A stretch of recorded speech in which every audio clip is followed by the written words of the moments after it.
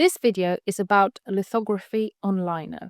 This really exciting technique is very versatile and can produce some really exciting results. Here I'm going to specifically focus on masking using gum arabic in lithography on lino. Gum arabic gives really lovely soft edges, so masking can create beautiful results. Hope you enjoy the video.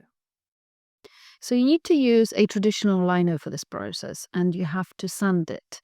And the reason why you need to sand it is because you need to first of all get rid of all the grease that might have collected on it, but as well you need to make sure that water doesn't just dissipate when it is painted on top when you do your lithography printing, which it does tend to be just on a standard smooth lino. Like if you would put water on it, it would just dissipate. So good way of testing if the lino has been sanded down enough is by painting a little bit of water on top and just seeing if it kind of separates out.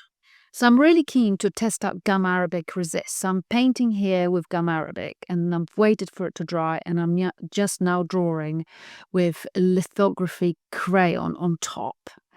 And I'm going to test this resist technique out.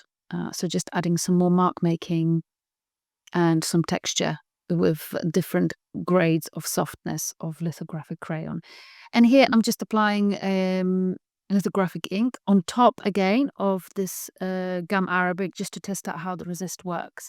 The gum arabic resist only works on non-water soluble applications. So here I'm using distilled water and TUSCHE stick, and I'm going to create a reticulation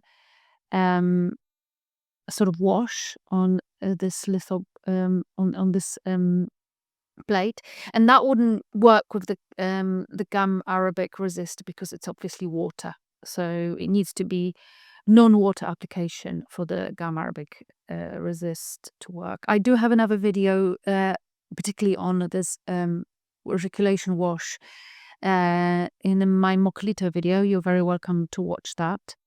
But it's a wonderful way of creating sort of watercolor-like wash in your printmaking. So I'm just adding a little bit more kind of painterly marks and as well in this foreground a little bit later. But yeah, those little droplets hopefully will create lovely washes after I print. Fingers crossed. It doesn't always work, this reticulation technique. Sometimes it just prints blocky dark, but it's a wonderful way of creating washes in lithography. So I'm just using the rest of the TUSCHE ink to TUSCHE stick is a lithography material, and you can purchase it from any printmaking online shop.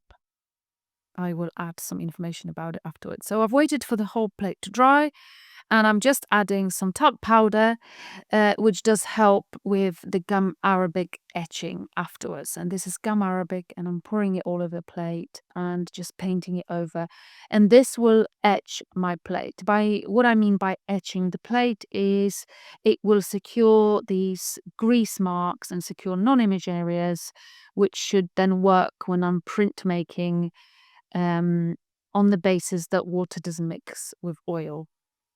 After this is dry, which best leave it overnight, I'm just washing away gum arabic etch, and you can see the gum arabic resist I've painted before is showing through. Now what I've noticed is that the crayon that I've drawn over is a little bit more sort of resistant to being washed away, but with a little bit of application of sponge it does come off, and we've got this lovely ghostly delicate image of the tree, which I really love. So it was well worth sort of exploring this technique, and I'm really excited to print it. So here you go.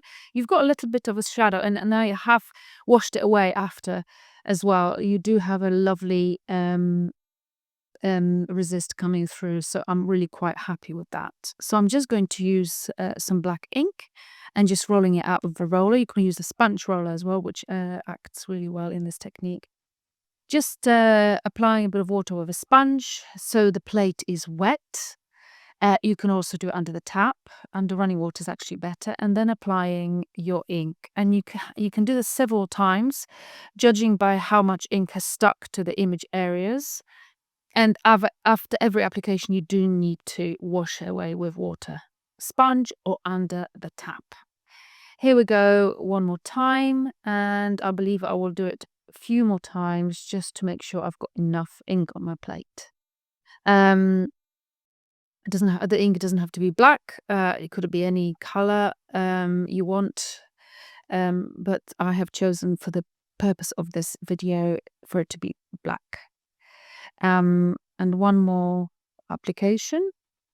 And before printmaking, you always have to just wash the plate as well. The paper has been soaked, dampened, and pressure applied under an etching press. And here we go. Let's have a look at what this is going to come out as. Got stuck a little bit to my piece of cardboard on top, unfortunately. But it did come off all right.